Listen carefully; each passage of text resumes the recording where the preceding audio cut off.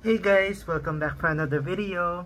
So for today's vlog, I'll be featuring with you my new credit card product from RCBC once again. And this time it's the Black Platinum Mastercard in US dollar variant. Okay, so um, before you proceed this video, please do subscribe to my YouTube channel. And for more updates, just click the notification bell button and follow my social media accounts on Instagram, Threads, X, and TikTok at RayRaynatics. Before I proceed this video, I would like to tell you that if you don't like my contents like this, then definitely just exit this video na lang to avoid receiving some negative comments dyan or mga nababash sa akin. And then kung gusto nyo pa rin ako i-bash, uunahan ko na kayo na you're just wasting your time. Okay, so yun na nga, I'm sorry. Yun na nga guys. So meron akong another credit card to review with you. And this time, this would be the RCBC nga. Ayan. So, right now, nandito ako sa Hawaii. And then, dineliver lang siya dito via DHL. So, basically, dineliver to sa yung credit card ko sa sa bahay ko sa Pilipinas. And then, I asked one of my family member na ship dito sa Hawaii. So ayan siya, DHL. And then I don't know kung anong courier yung itong nag-deliver na itong RCBC credit card ko sa bahay ko sa Pilipinas. Kasi nakano lang kasi siya, wait lang. Ito, wait lang. Yung naka-plastic lang, sorry, may nakadikit eh. Yun, parang naka-plastic lang siya. So ayun, yun lang And here you go. Ito na yung RCBC Black Platinum Mastercard in US dollar variant. So bakit US dollar variant yung in-applyan ko? Unang-una sa lahat is that since I'm here in the US, if nire-require nila ng mga foreign credit cards, especially kung kukuha kayo ng individual tax identification number dito sa US or tinatawag na ITIN, then definitely you would need a foreign credit card. So hindi nila tinatanggap yung mga US credit card or debit cards dito. Kinakailangan yung mga foreign credit card, particularly with my Philippine credit cards or my debit card. So yun yung reason ko bakit kumuha ko nito. And then the second one is that yun nga, just in case if meron ako mga purchases na gusto kong bilhin in US dollars, then definitely I can use this. So when using here in the US, I won't get charged any foreign transaction fees kasi nga 'di ba, it's in US dollar variant siya. Hindi siya sa sa Philippine peso kamo. So ayun, yun yung isa pang reason kung bakit gustong-gusto kong kumuha ng another credit card with RCBC, pero in dollar variant lang siya. So basically meron akong existing credit card with RCBC. So ito siya, yung RCBC Visa Platinum. It's actually my favorite credit card with RCBC. So ayan siya. So I already created a video about this before. So kung gusto niyo panoorin, hanapin niyo lang dito sa YouTube channel ko. It's one of my contents here. So I talk about this RCBC Visa Platinum.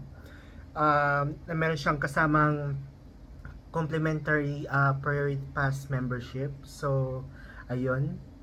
And then meron din akong unlimited free access sa Pugs Lounge in NAIA Terminal 1 and 3 na pwede pa ako magsama ng isa pang companion. So ayan, ito siya. Ito yung pinaka favorite credit card ko. And then meron pa akong yung sa Priority Pass mismo nito. But for this one, yung sa Black Platinum Mastercard, wala siyang priority pass. Pero meron kang ano, yung sa unlimited free access sa Pugs Lounge sa NAIA Terminal 1 and 3. And then yun na nga, tapos pwede rin magsama ka pa ng ano, ng isa pang companion. So ayun. So I know it's already 5 minutes, so ayun. Let's get started na. So kanina lang ginunting ko na yung ano nito. Yung itong envelope na to. So ayan. So ito na siya, wait lang. Baka may makita kayo dito na hindi niyo dapat makita. So ayun na siya. Tatakpan ko lang muna. So as you can see here, ito siya. Mastercard, tapos ito yung sabi niya. Indulge in priceless experiences with your RCBC Black Platinum Mastercard. So ayan, papakita ko siya ulit sa inyo. Ayan. Tinakpan ko lang yung ano ko, yung address ko. Baka mamaya may magsipunta sa bahay ko, joke lang. So ayan siya. Ito na. Ito na siya. Ayan. So nakikita nyo dito sa taas is your card is inactive. So basically hindi ko pa siya na-activate. Pero since meron akong existing credit card with RCBC, then definitely it's easier for me to activate via their app. So ilang pindot lang, I think iano nyo lang siguro yung tawag dito, yung expiry date nito, tapos activated na. So ayan siya. Yan. Your card is inactive. Tapos ito siya, yung mga benefits na makikita nyo dito sa gilid na to. So ano yung mga sinasabi dito? So ayun, may receive free travel insurance and purchase protection for trips abroad. So if you use this credit card, then definitely when you book a flight using this, meron kang travel insurance na, I don't know kung magkano yung travel insurance. I think I assume like 5 million pesos, something like that. So ayun. Pero pwedeng mali ako pwede nyo i-search sa internet mismo. So ayun. And then enjoy free access to world class airport lounges. So yung mini-mention ko sa inyo kanina na na meron siyang pang unlimited free lounge access sa Pugs Lounge sa NAIA 1 and 3. Na may kasama kang isang companion. Pero wala siyang priority pass membership kasama nito. Wala siyang complimentary priority pass, And then earn flexible, non-expiring rewards points on your everyday purchases. So, ayoko rin kumukuha ng credit card na nag-expire yung mga rewards points and all that. Kasi sayang naman din yun eh. Especially if you wanted to redeem points for redeem your miles or sa kahit ano man yan. As what I said dun sa mga previous videos ko na I think yung isang credit card na in-unbox ko noon, hindi ako fan ng mga cashback, more on sa mga pang travel lifestyle talaga ako na mga earning miles, mga ganun. So ayun.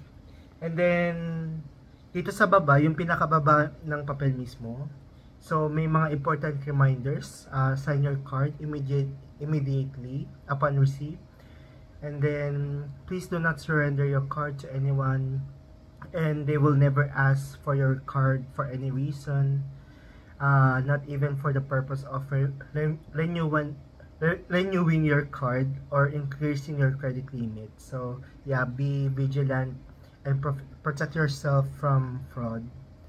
And then yeah, by activating your card, you are giving your consent to abide the terms and conditions governing the issuance and use of an RCBC credit card. So, yun yung sinasabi dito sa mga important reminders. And then, may scan QR code para sa mga terms and conditions na hindi natin usually binabasa, pero kailangan pa rin siyang basahin guys para maging aware tayo sa mga mga ganitong bagay, especially sa mga fees and charges and ganon.